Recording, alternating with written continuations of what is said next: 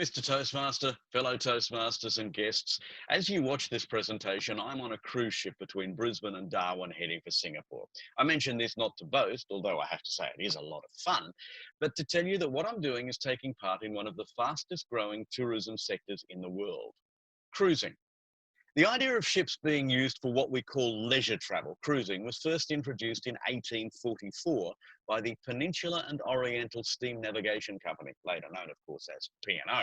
Oh, ships had long carried passengers, but it was in 1844 that P&O started carrying passengers with specific leisure destination stops in Gibraltar, and then Malta, and then Athens, and then home again.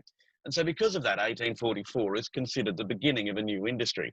But it's a German ship which is in fact credited with being the first luxury cruise liner. And let's take a look at it.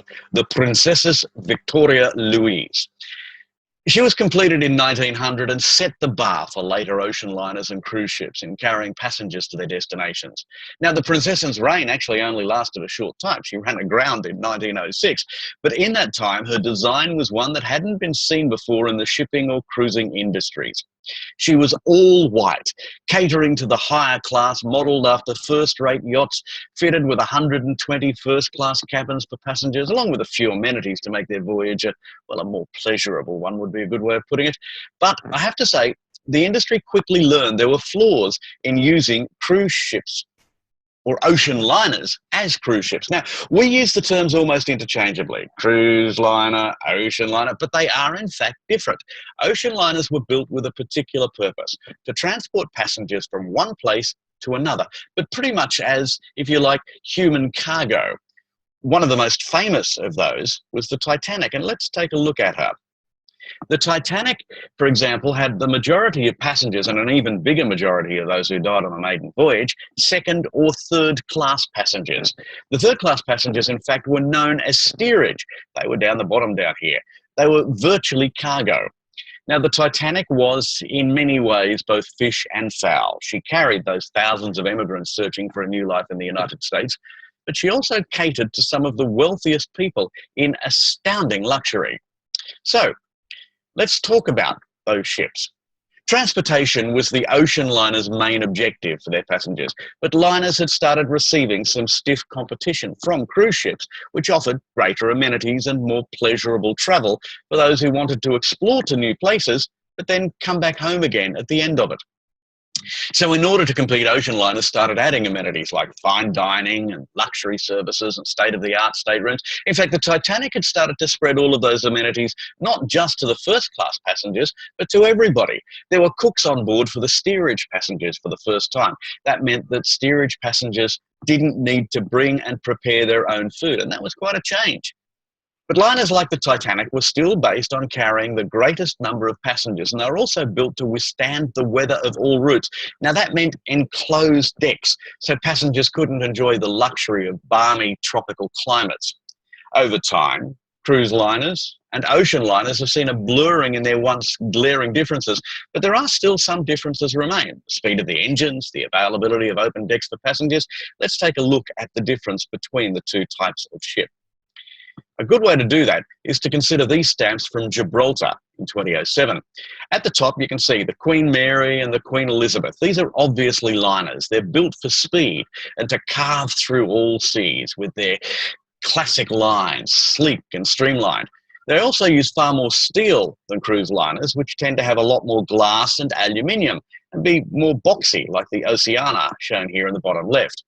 Interestingly, the fourth ship here on the bottom right is the Oriana. She was launched in 1995 as a cruise ship, but she was designed and equipped to operate world voyages rather than being restricted mostly to the Med or the Caribbean, which is why she still has those classic lines, but has the comfort and ambience of traditional ocean liners as well. So those are the differences, if you like, between the two ships, which brings us to the future, the next generation of ships. They fall largely into one of two categories, either the mega or the niche. One strategy are the mega ships, like the Allure of the Seas. Let's take a look at her, shall we? It's an Oasis class ship. Now, The ship I'm currently cruising on is the Ovation of the Seas, a Quantum class. It's far and away the biggest ship that we've ever sailed on, with 4,200 passengers. That's about double the size of most cruise ships servicing Australia. But the largest existing ships are the Oasis class, like the Allure pictured here. It carries even more passengers, 5,500 or so, and is 360 metres long. So let's compare her to the Legend of the Seas, which is a ship from the same company, the Royal Caribbean. Now, the Legend of the Seas is the largest ship capable of using Brisbane's Hamilton Portside Cruise facility. It's 260 metres long, so that means it's got a clearance of just a few metres as it turns around in the river at that point.